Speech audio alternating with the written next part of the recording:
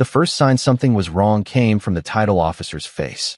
1 second the guy was smiling and pouring champagne into plastic glasses inside the Blackwater Shore sales office, and the next he looked like he'd just seen a ghost crawl out of the lake. Outside the giant windows behind him sat 12 brand-new luxury cabins lined perfectly along the shoreline. Fresh cedar siding, stone fire pits, kayaks stacked beside private docks. Families were already unloading boxes from moving trucks while realtors walked around bragging about exclusive waterfront living. Vanessa Holloway stood in the middle of it all wearing white heels and a cream-colored blazer that probably cost more than my old fishing boat. She had one hand wrapped around a champagne glass and the other pointing toward the lake like she personally created nature itself. "Congratulations, everyone," she said with that fake polished smile. "Today you officially become part of Blackwater Shores, the most desirable lake community in northern Michigan." Then the title officer's phone buzzed. He checked the screen. His smile vanished. And that's when I finally stood up from the back corner of the room. Nobody had paid attention to me for the first 20 minutes. To them, I was just some older guy in work boots and a faded Carhartt jacket sitting quietly near the coffee station. Vanessa barely looked at me when I walked in. Big mistake. I carried an old cardboard survey tube under my arm and set it gently on the closing table right between the property binders and the champagne tray. The room got quiet fast. "Before anybody signs," I said, "you might want to see who legally controls the shoreline behind those cabins." You could actually hear the air conditioner humming after I said it. One of the buyers laughed nervously like I was joking. I wasn't. The title officer slowly lowered his phone and looked directly at Vanessa. "Ma'am," he said carefully, "what exactly is the Mercer easement?" Vanessa's smile twitched for half a second. Just half a second. But that was enough. That tiny crack told me everything. She knew. Or at least she knew enough to be scared. Here's the thing about people like Vanessa Holloway. They think confidence is the same thing as ownership. They think if they wear expensive clothes, talk fast, and throw enough paperwork around, reality will bend itself to match whatever story they're selling. But paperwork has a funny way of making loud people quiet. One of the buyers leaned forward in his chair. "Wait," he said, "are you saying we can't access the lake?" Nobody answered him. Not the realtor. Not Vanessa. Not the lender sitting beside the window, suddenly typing on his phone like his life depended on it. I unrolled the old shoreline survey across the table. The paper crackled with age. My father kept this thing in a fireproof box for almost 40 years. Original county survey. Filed June 14, 1984. There it was in black ink running directly across the back edge of all 12 lake cabins. A 60-foot shoreline easement. Permanent access corridor. Protected under County Environmental Maintenance Code. Translation? Those million-dollar private lakefront cabins were never legally allowed to block shoreline access in the first place. Not one of those docks. Not one of those retaining walls. Not even half the landscaping they already sold in glossy brochures. Vanessa stepped toward me fast, heels clicking hard against the hardwood floor. "This is harassment," she snapped. "You can't just interrupt a legal closing because you're bitter about development." I looked at her calmly. "I tried warning your construction manager 8 months ago." Her face changed again. Small, quick, but real. Another buyer stood up. "Hold on," he said, pointing toward the lake outside. "We paid extra for direct waterfront access." The lender finally spoke without even looking up from his phone. Nobody signed anything yet. And just like that, the whole room shifted. 10 minutes earlier, Vanessa Holloway was the queen of Blackwater Lake. Now 12 families were staring at her like she'd just sold them beachfront homes in the middle of the desert. If you've ever dealt with someone who thought money mattered more than property rights, drop a comment below because this woman took arrogance to a whole new level. The crazy part? This disaster didn't start on closing day. No. It started 8 months earlier when Vanessa saw an old widower living quietly beside the lake and assumed nobody would listen to him. What she didn't know was that I used to design shoreline infrastructure for 3 counties in this state. And what she definitely didn't know was that I'd been documenting every single thing her HOA built from the very first bulldozer. Let me back up a little because none of this started with lawsuits or angry buyers or frozen closings. It started with a dock my father built with his own hands in the summer of 1984. Back then, Blackwater Lake was quiet. No luxury cabins. No golf carts. No people jogging around in matching workout clothes carrying steel water bottles that cost $50. Just pine trees, gravel roads, old fishing boats, and a handful of families who waved when they drove past each other. My father, Richard Mercer, bought our shoreline property after 30 years working county road maintenance. The man could fix anything with duct tape, a crescent wrench, and pure stubbornness. He used to say, "Land only matters if you take care of it." Every weekend, he worked on that shoreline like it was sacred ground. He planted native grass to stop erosion, built a small wooden dock one board at a time, even installed drainage stone by hand because he did not trust contractors to do things right. When I was 12 years old, he handed me a shovel and pointed toward the water. "If you own land near a lake," he told me, "learn where the water wants to go. Water always wins." I did not understand what he meant back then. Years later, I understood perfectly, especially after I became a shoreline infrastructure engineer. For almost 25 years, I worked with counties all over Michigan designing retaining walls, flood runoff systems, erosion barriers, and environmental shoreline setbacks. Most people think lake property is simple. It is not. Near water, one bad construction project can wreck an entire shoreline. One blocked drainage path can flood half a neighborhood. One illegal dock placement can trigger lawsuits for years. That is why paperwork matters more than fences. My wife, Claire, understood that better than anyone. She loved the lake even more than I did. Every morning she sat on the dock with coffee wrapped in both hands while the mist rolled across the water. Some mornings we barely talked. We just listened to loons echo across the lake while the sun came up through the pine trees. Then 3 years ago, Claire died from a stroke completely out of nowhere. One normal Tuesday morning, and then suddenly my whole life felt hollow. After the funeral, I stopped taking engineering contracts, stopped answering most phone calls, stopped caring about almost everything except keeping the property exactly how she loved it. The dock stayed untouched. Her wind chimes still hung beside the porch. I even kept her old yellow coffee mug by the sink, even though the handle was cracked. Some nights the only thing that kept me steady was sitting by the shoreline listening to water hit the rocks. That land was not an investment to me. It was memory, healing, the last place in the world that still felt honest. Which is probably why Vanessa Holloway saw me as easy prey. The first time I saw her was 8 months before that closing disaster. I remember because her white Range Rover nearly slid into the ditch flying down our gravel road like she was late for a movie premiere. She climbed out wearing tall leather boots that made no sense for northern Michigan mud. Perfect makeup, big sunglasses, phone pressed against her ear talking loudly about premium waterfront opportunities. Behind her came 2 black SUVs carrying surveyors and real estate people. I watched from my dock while they walked the neighboring property with clipboards and laser measuring tools. One of the surveyors pointed toward my shoreline. Vanessa looked directly at my dock for about 3 seconds before smiling. Not a friendly smile. The kind of smile people get when they think they already own something. Later that afternoon, she walked onto my property without asking permission. "Beautiful shoreline," she said while staring at the lake instead of me. "You Ethan Mercer?" "Depends who is asking." She laughed like I was supposed to be charming. "Vanessa Holloway. Holloway Development Group. We are building something really special out here." I nodded once. "Good for you." Most people would have taken the hint and left. Vanessa was not most people. She stepped closer and lowered her sunglasses. "You ever think about selling?" There it was. Straight to business. No pretending. No small talk. I told her no before she even finished the sentence. She looked surprised for maybe half a second. Then came the corporate smile again. "Everybody sells eventually. Not this place." She glanced at my old dock, then toward the shoreline behind it. "Well," she said softly, "development changes things." I remember exactly how the wind sounded through the pine trees after she said that, because something cold settled in my stomach right then. Not fear. Instinct. The kind you learn after years working around permits, developers, and county politics. Vanessa was not looking at the lake like someone enjoying nature. She was studying it like a business plan. And what she did not realize was that I had already noticed the first problem with her entire project before a single cabin was even built. The problem with developers like Vanessa is they move fast because they assume regular people move slow. 2 weeks after that first conversation on my shoreline, giant orange survey stakes started appearing all over the neighboring property. Then came bulldozers. Then dump trucks.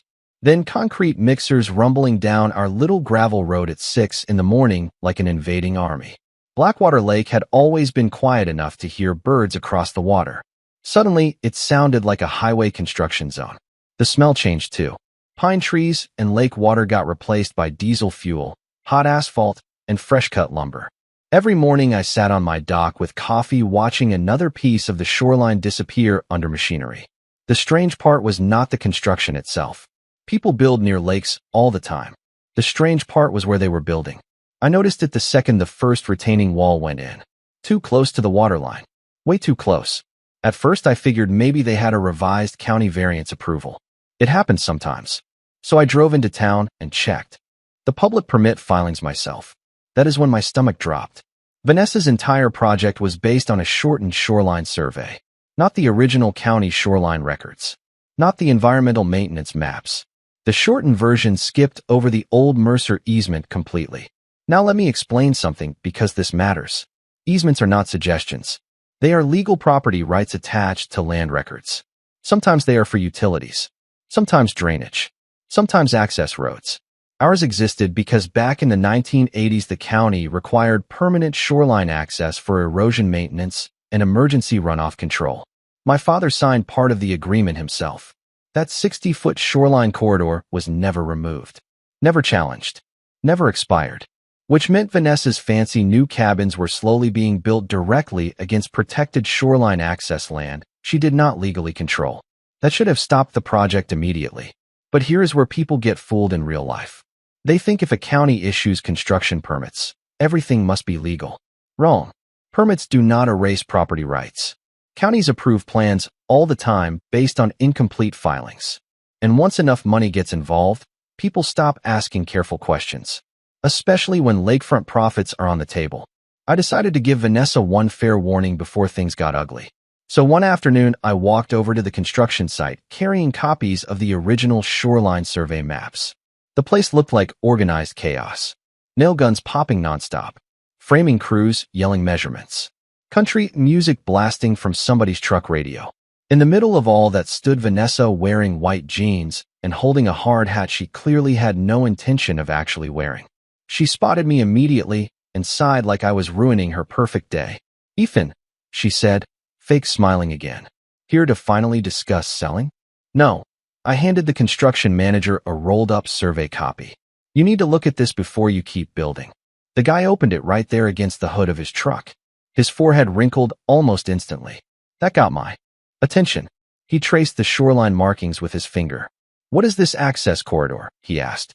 Before I could answer, Vanessa stepped between us and grabbed the papers right out of his hands. "Outdated county paperwork," she said quickly. "We already cleared legal review." I stayed calm. "You cleared a title review. That is not the same thing." Her smile tightened. "Everything is permitted. Permits do not override easements." The construction manager looked back and forth between us like he suddenly wished he worked somewhere else. Vanessa folded the survey papers and shoved them under her arm. "Thank you for your concern," she said in that icy corporate voice people use right before pretending you no longer exist. Then she turned toward the crew and clapped her hands once. "All right, everybody. Let us keep moving. We are already behind schedule." That should have been the end of it. Any smart developer would have paused construction right there and checked the records. Vanessa did the opposite. 3 days later, the framing crews doubled. More trucks arrived. More shoreline trees came down. Then the marketing signs appeared. Private waterfront luxury cabins. Direct lake access. Exclusive shoreline community. I almost laughed when I saw them because legally speaking, those signs were a lawsuit waiting to happen. But what really caught my attention was the drone footage. Vanessa started posting promotional videos online showing kayaks, shoreline fire pits, and private dock renderings exactly where the easement corridor sat. That was the moment I realized this was no longer a simple mistake. She was selling access rights she might not legally own. And the scariest part? Buyers had no clue. Families were putting down deposits believing every word of those glossy advertisements. Meanwhile, I was standing on my dock staring at construction equipment parked directly inside a protected shoreline corridor my father helped establish 40 years earlier. Most people would have exploded right there. Called lawyers immediately. Threatened lawsuits. Tried stopping construction. I did not. Because after 25 years dealing with shoreline disputes, I knew something important. Sometimes the fastest way to lose is reacting too early. So instead of fighting publicly, I started documenting everything quietly. Every truck, every dock placement, every drainage trench, every advertisement promising private lake access. Because deep down I had a feeling Vanessa Holloway was about to make this problem a whole lot bigger all by herself. About a month after I warned Vanessa, the first cabin went up beside the shoreline. Then the second. Then suddenly the whole place started moving at full speed like they were racing against something invisible. Crews worked Saturdays. Floodlights stayed on after dark. Concrete trucks rolled in before sunrise. Every week another piece of shoreline disappeared under lumber, stone, or fresh sod. What made it worse was how proud Vanessa seemed of it all. She started treating Blackwater Lake like her personal real estate commercial. Every few days there would be another online video. Couples smiling beside fire pits. Fake computer renderings of sunset kayaking. Slow-motion drone shots flying over the shoreline while soft country music played in the background. Luxury nature living, she called it. I called it expensive future litigation. The strange thing was how many people believed her. Families drove up every weekend to tour the construction site. Expensive SUVs lined the gravel road where old fishing trucks used to park.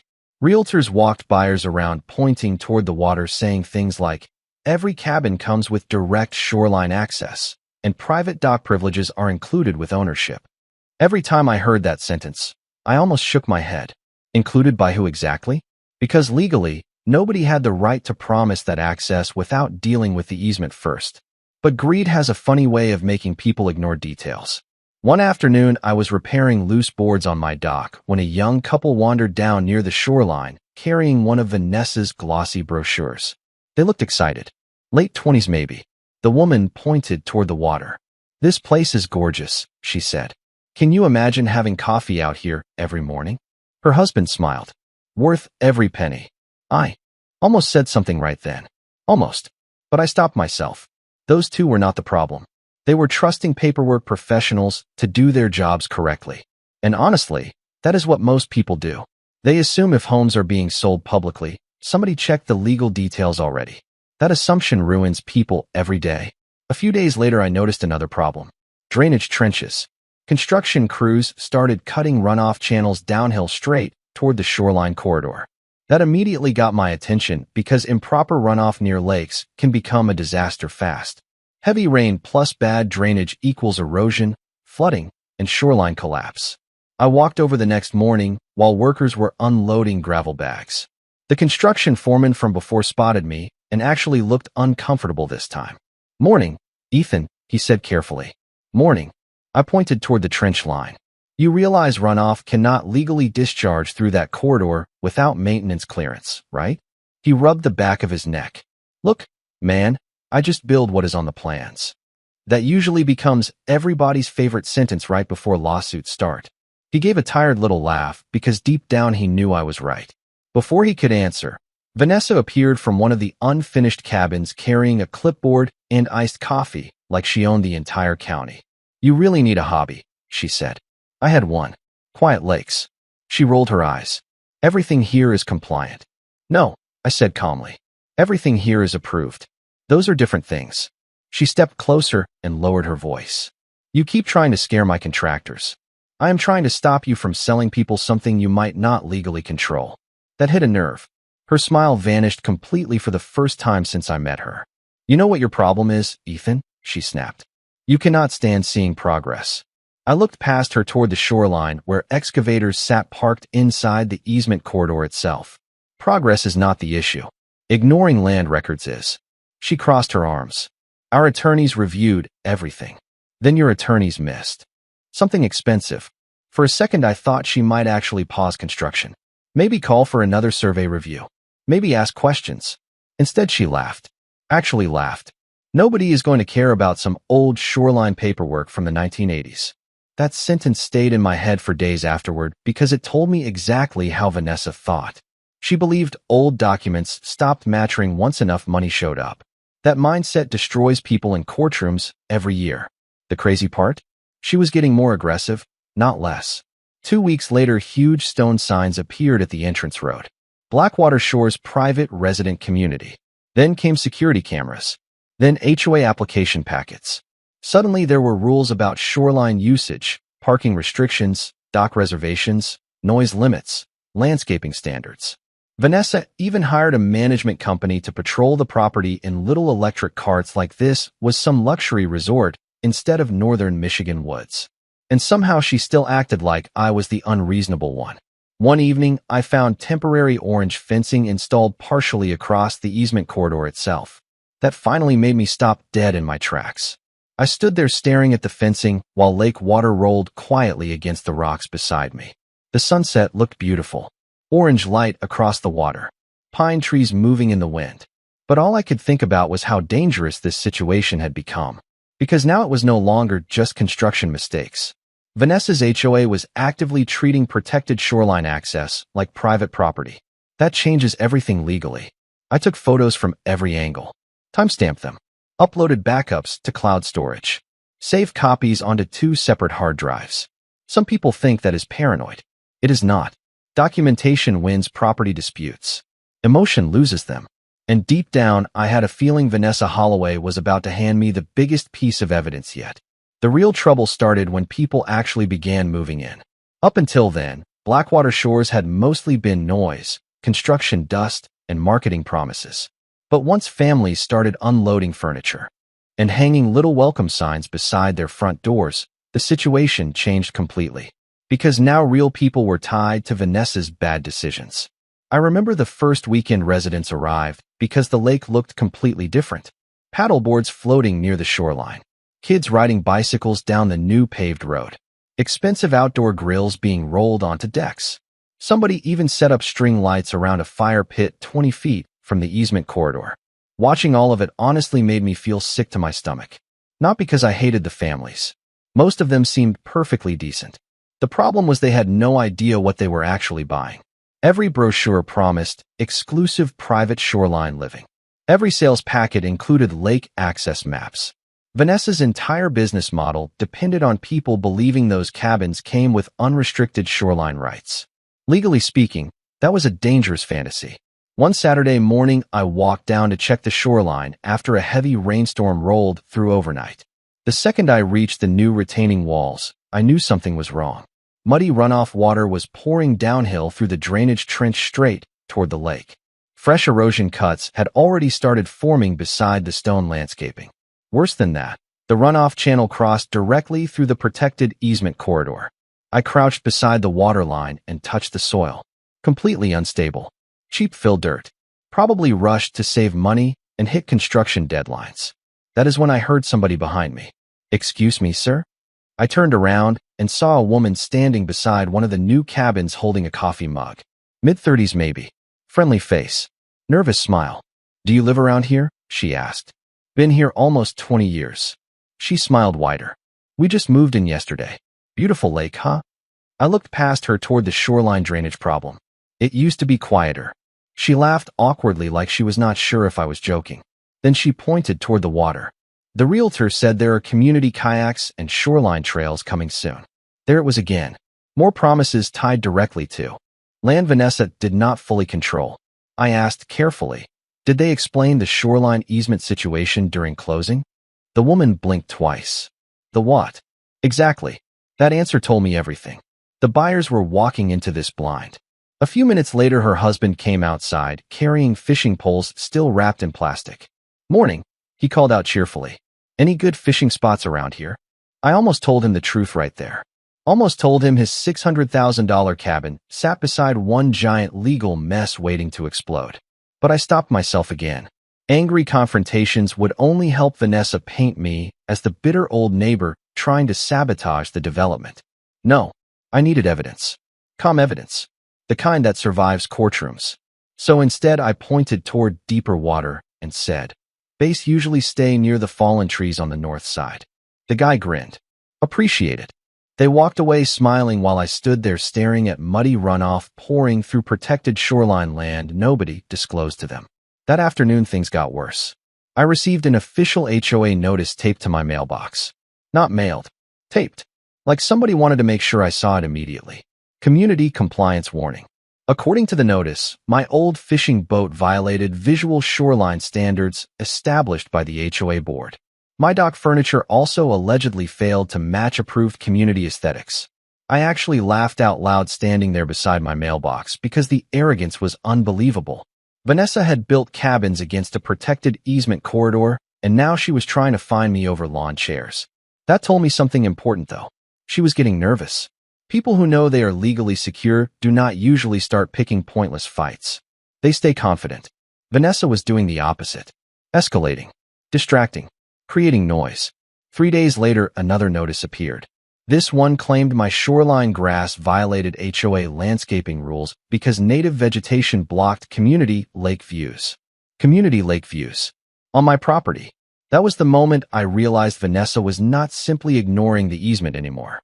She was trying to slowly normalize the idea that my shoreline belonged to her development. And honestly, that tactic works on a lot of people. Enough letters. Enough complaints. Enough pressure. Eventually people get tired and give in. Especially older homeowners living alone. But here is what Vanessa never understood about me. I spent decades dealing with contractors, county boards, environmental disputes, and shoreline litigation. I knew exactly how these games worked. Documentation beats intimidation every single time. So I created a system. Every HOA notice got scanned into digital folders. Every construction update got timestamped. I even started recording weather conditions because runoff violations become much easier to prove during storms. Then one evening I noticed something that nearly made me drop my coffee. A brand new wooden sign had been installed beside the shoreline path. Private HOA resident access only. The sign stood directly inside the easement corridor itself. I walked right up to it and stared for a solid minute while lake water rolled quietly beside the rocks. Because legally speaking, that sign was dynamite. It proved the HOA was openly claiming control over protected access land they did not legally own. Worse than that, they put it in writing. Most people do not realize this, but property disputes often turn on tiny moments like that. One careless email. One false advertisement. One stupid sign somebody thinks nobody will notice. I pulled out my phone and started taking pictures from every angle. Sunset lighting. Timestamp visible. GPS location on. Then I stepped back and looked toward the cabins glowing warmly beside the lake, while families cooked dinner inside completely unaware of what was coming. And for the first time since Vanessa arrived, I finally understood her real strategy. She was trying to build so much money and community dependence around the shoreline that nobody would dare challenge her later. The bigger the project became, the harder it would feel to stop. Honestly, smart strategy. Dangerous, but smart. Unfortunately for her, she made one critical mistake. She assumed I cared more about avoiding conflict than protecting legal reality, and that assumption was about to cost her millions. The next piece of the puzzle showed up because of pure luck, or maybe because people get careless when they think they already won. About 6 weeks before the closing disaster, I drove into county records to pull updated shoreline filings. That building smelled exactly the same as it did 20 years ago. Old paper, burned coffee, dusty carpet, and overheated copy machines. The kind of place where important mistakes quietly live forever inside filing cabinets. Most people never visit county records unless they are buying property or fighting over it. I spent half my career inside places like that. Quiet rooms full of maps that can ruin million-dollar projects with one missing line. I was reviewing shoreline maintenance plats when I heard somebody behind me say, "You are Ethan Mercer, right?" I turned around and saw a younger guy carrying a stack of title folders against his chest. Mid-20s maybe. Thin glasses. Nervous energy. "Depends," I said. "Did I forget to pay taxes?" He laughed awkwardly. "No, sir. My name is Caleb. I work for North Ridge Title." That got my attention immediately because North Ridge Title handled most of the Blackwater Shore's closings. Caleb lowered his voice. "I think I found something connected to your easement issue. Now here is something most people do not realize. Young title examiners are usually the first people to spot legal disasters because they are the ones digging through raw property history all day. Survey maps, easement filings, old utility agreements, probate records. They see the hidden cracks before everybody else does." Caleb led me to a small side table stacked with plat books. Then he opened one of the shoreline development files and pointed toward a highlighted section. "This maintenance easement is broader than I thought. he said quietly. I leaned closer. The original filing language was still there from 1984. Permanent shoreline access for environmental maintenance, drainage stabilization, emergency shoreline restoration, and unrestricted service vehicle entry. My eyes narrowed immediately. That service vehicle language should stop permanent structures, I said. Caleb nodded slowly. That is what worried me. There it was. The first real crack in Vanessa's entire project. Because the easement did not just protect walking access near the lake.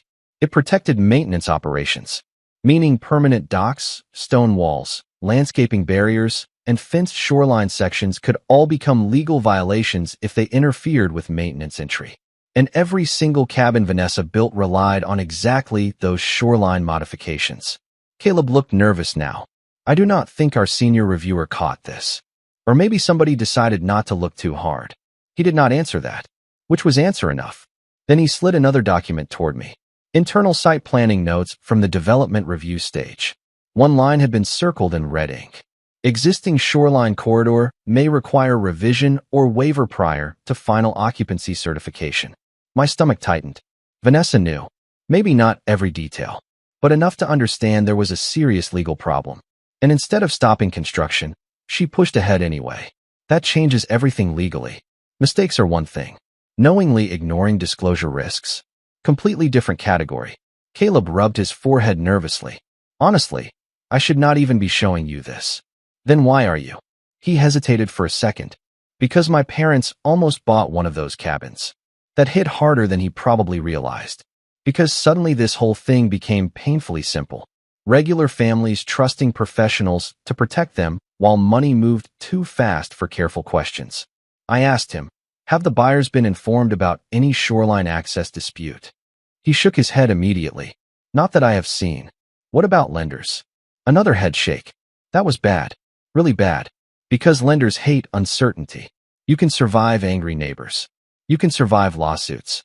But once banks believe access rights might be defective, financing freezes fast. Caleb lowered his voice again. There is something else. He pulled another map from the folder. This one showed the drainage routes from the new cabins. Every runoff channel crossed through protected shoreline space before reaching the lake. They tied all the stormwater systems into the easement corridor, he said quietly. I stared at the map for several seconds. Vanessa had not just built near the easement anymore. Her entire infrastructure depended on it. Drainage, shoreline stabilization, emergency access, dock maintenance, landscaping runoff. Everything connected back to land she did not fully control. That is when I finally understood why she kept acting so aggressive.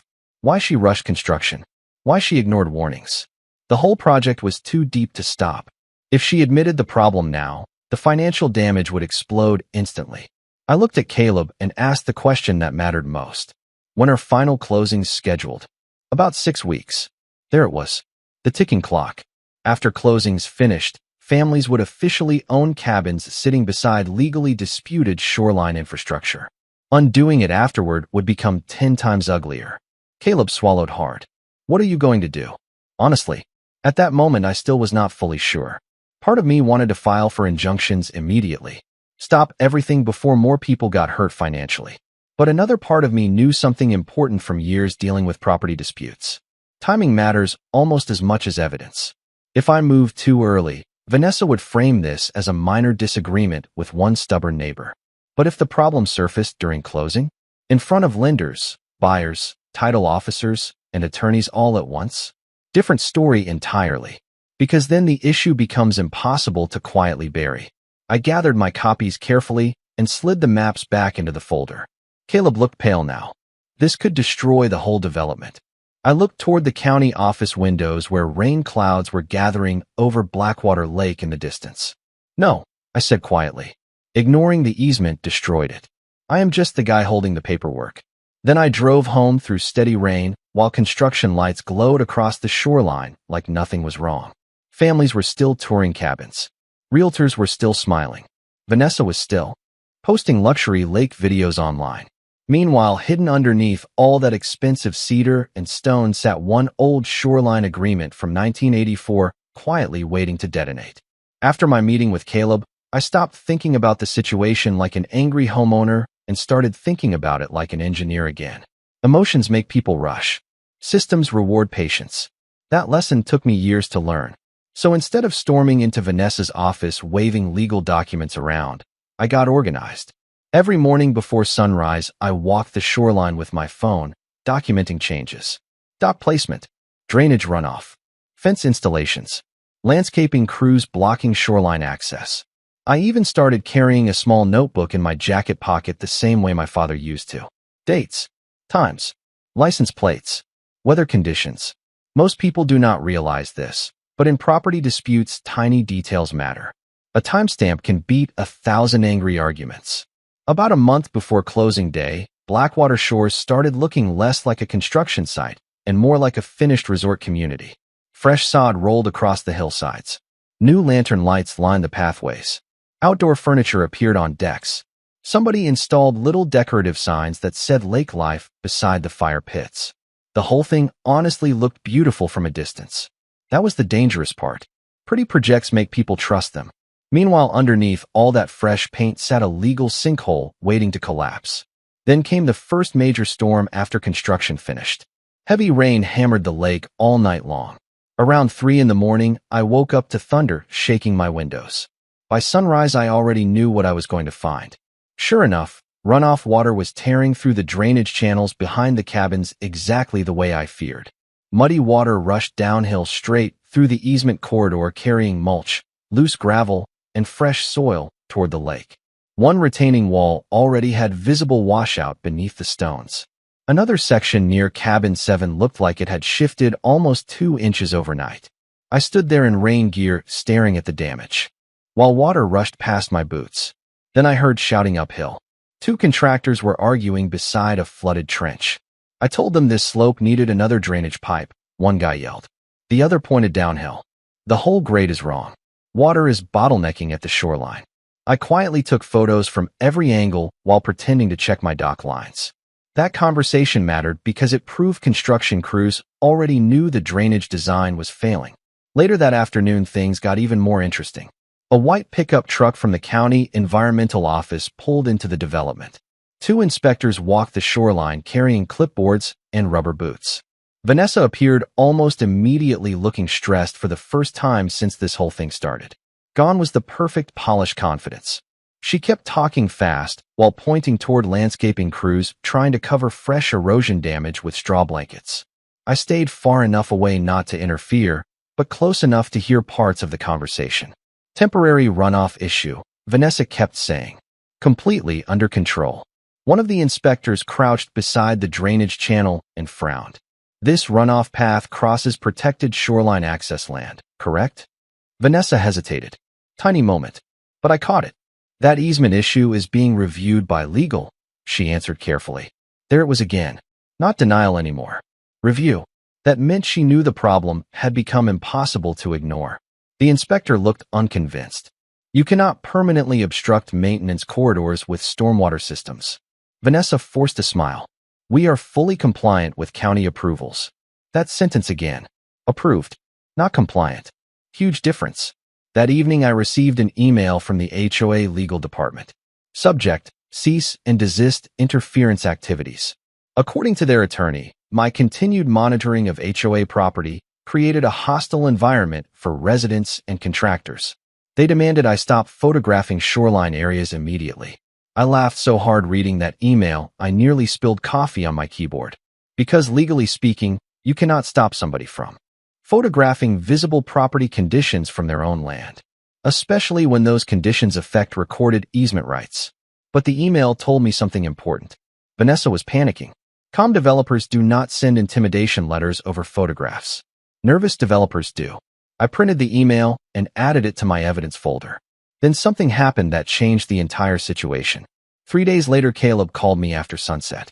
His voice sounded tight. Ethan, I think you need to see this. 20 minutes later, we met in the parking lot behind a grocery store because apparently everybody involved in property disputes eventually starts acting like they are in a spy movie. Caleb handed me a sealed envelope. Inside were copies of internal development emails. My pulse immediately sped up. One message from Vanessa to her project manager stopped me cold. Proceed with closings before shoreline review escalates further. Easement challenge unlikely if occupancy is finalized quickly. Another email mentioned concerns from a junior title reviewer regarding undisclosed access complications. Vanessa's response: existing resident is bluffing. County will not unwind occupied lakefront properties. I read that line 3 times. Bluffing. She honestly believed I would eventually give up because the project became too expensive and complicated to challenge. That was her entire strategy. Build fast. Fill cabins. Create emotional pressure.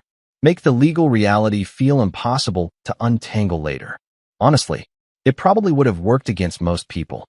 But she forgot one important thing. I was not trying to destroy the families living there. I was trying to stop somebody from burying legal problems under enough money that nobody dared speak up anymore. Caleb looked nervous watching me read the emails. What happens now? He asked quietly. I folded the papers carefully and slid them back into the envelope. Now we wait. Wait for what? I looked toward the lake visible beyond the parking lot lights. Closing day. He blinked. You are not filing anything before then. No, why? Because timing matters. Because during closing, every lie collides with the people financially responsible for it. Buyers, lenders, title companies, attorneys, insurance carriers. Nobody can quietly ignore problems once signatures and money are on the table. That is when panic becomes real. I look back at Caleb.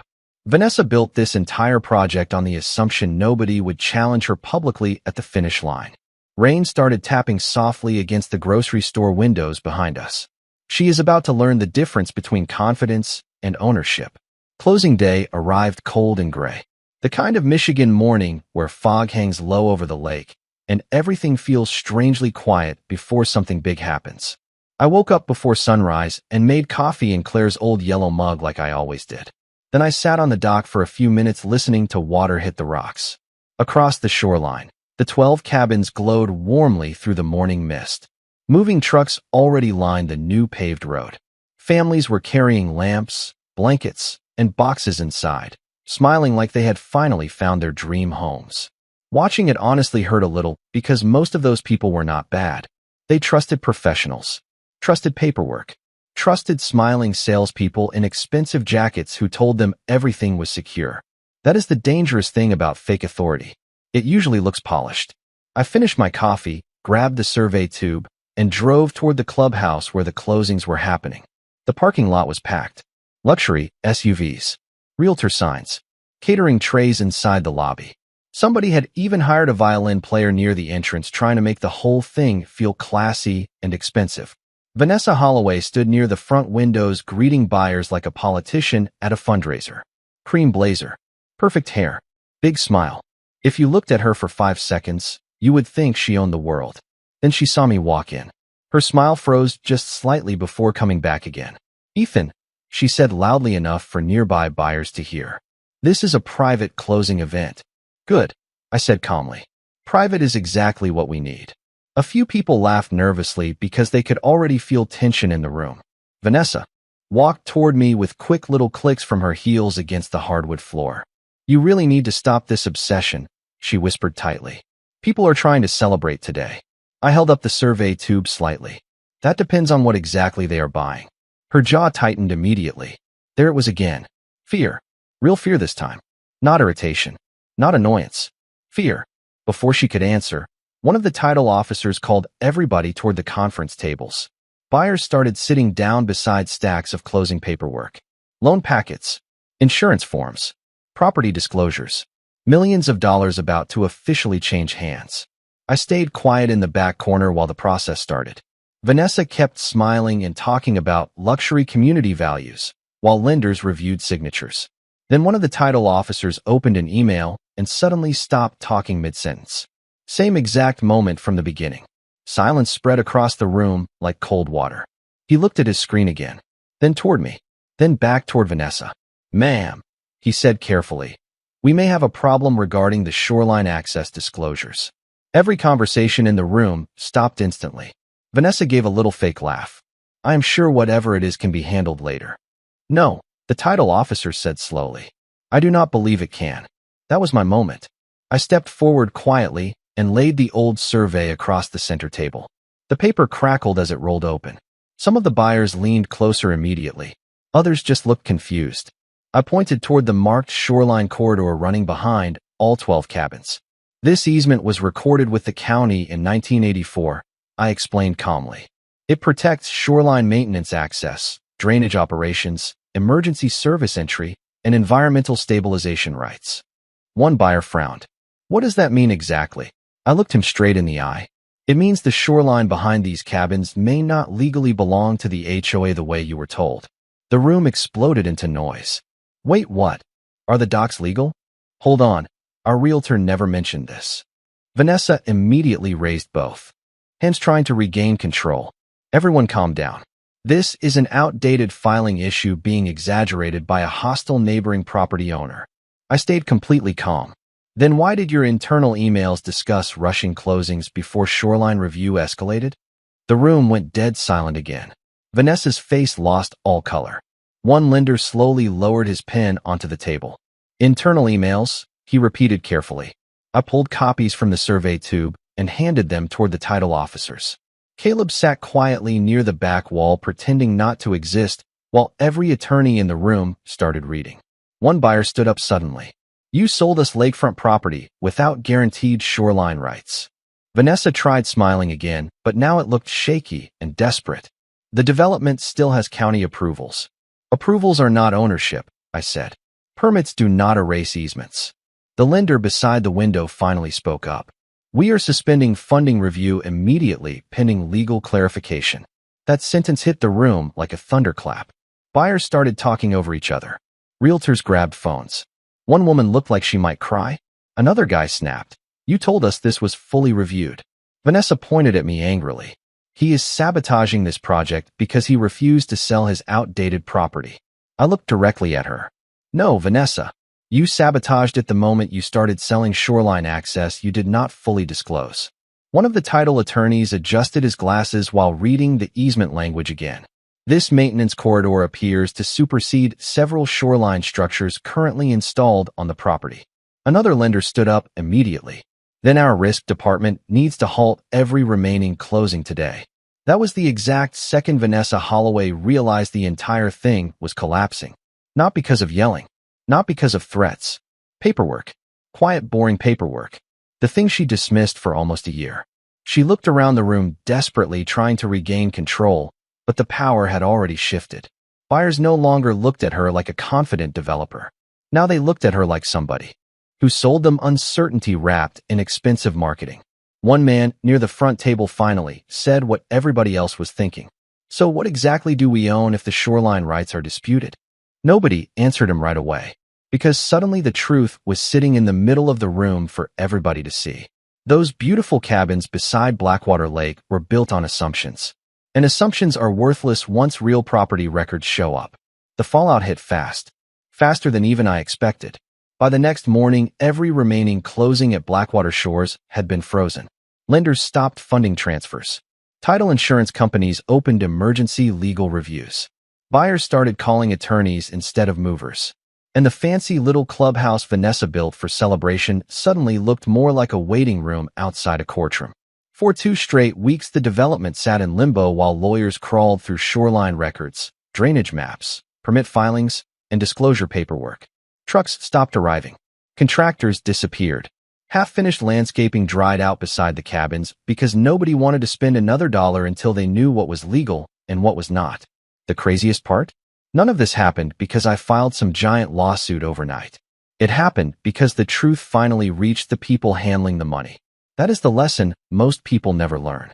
In property fights, the biggest weapon is usually not anger. It is documentation. Once banks and title companies realize paperwork does not match reality, everything stops moving. About 3 weeks after closing day, county officials ordered a full shoreline compliance review. Survey crews came back out with equipment. Environmental inspectors walked the drainage channels. Engineers measured setbacks beside every cabin. And suddenly all those minor issues Vanessa brushed aside became official findings. Several retaining walls partially blocked maintenance access. Drainage runoff crossed protected shoreline land without proper authorization. 2 dock structures interfered with emergency service clearance requirements. And the big one? The HOA had advertised. Guaranteed private shoreline access without clearly disclosing the Mercer easement restrictions to buyers. That single issue opened the door to massive financial liability. I still remember the day one of the buyers knocked on my front door. It was the same young couple I met near the shoreline weeks earlier. The woman held a folder full of paperwork against her chest while her husband looked exhausted. "We need to ask you something," he said quietly. I invited them onto the porch. We sat beside the lake while wind moved through the pine trees exactly the way it used to before construction started. The woman looked embarrassed. "Did you know this was going to happen?" she asked softly. I nodded once. I knew there was a serious legal problem. "Then why did you wait until closing day?" Fair question. Honestly, I had asked myself the same thing 100 times. I took a slow breath before answering. Because before closing, Vanessa could still pretend this was just a disagreement with one neighbor. Once lenders, buyers, title companies, and county officials saw the records together, nobody could bury it quietly anymore. Her husband leaned back in his chair, staring toward the water. "We trusted them. Most people do," I said. "That is why understanding property rights matters." They were quiet for a long moment after that. Then the woman finally asked the question I had been hoping somebody would ask from the very beginning. "So when people buy property near water, what should they actually check?" That right there was the real payoff for me. Not revenge, not embarrassment, understanding. I told them everything I wished more homeowners knew. Always read the full survey, not just the marketing brochure. Check easements. Check drainage rights. Check shoreline restrictions. Never assume county permits mean ownership issues are resolved. And if somebody rushes you through paperwork while promising luxury access to land near water, slow down and ask more questions. Real ownership lives in documents, not sales presentations. A month later, Vanessa resigned as HOA president. Officially, it was for personal reasons.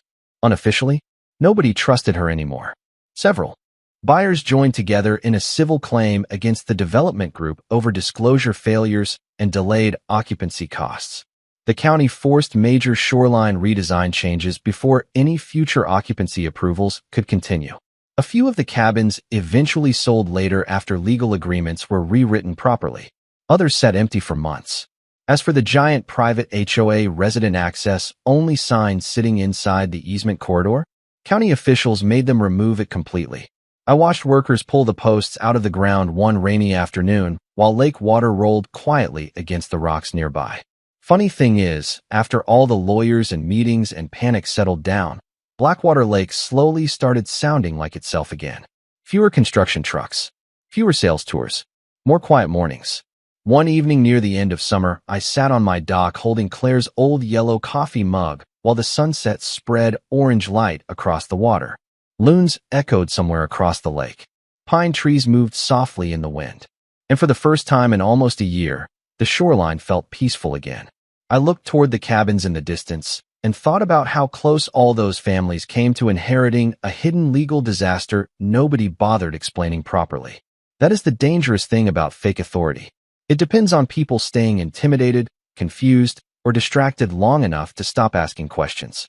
But paperwork has a funny way of bringing reality back into the room eventually. My father understood that 40 years ago when he signed that shoreline agreement. Water always wins, he used to say. Turns out truth works the same way.